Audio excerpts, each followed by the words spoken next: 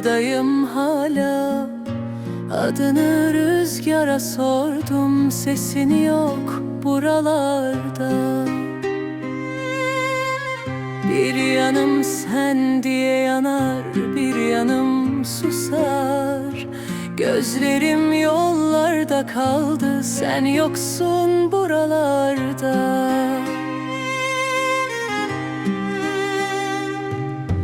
Gel desen gelirim, yol olsan yürürüm.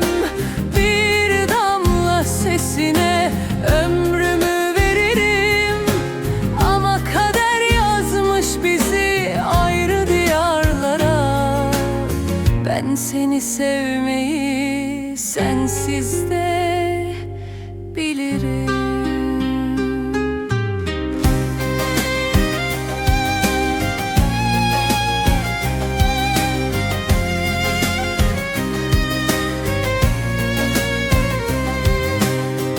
Bir mendil bıraktın kalbimin kıyısına. Kokun sinmiş hala o eski hatıra. Bir ömür yetmedi sana kavuşmaya. Hasret düştü yüreğime, ağır bir yara.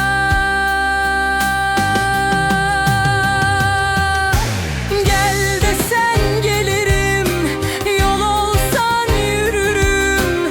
Bir damla sesine ömrümü veririm.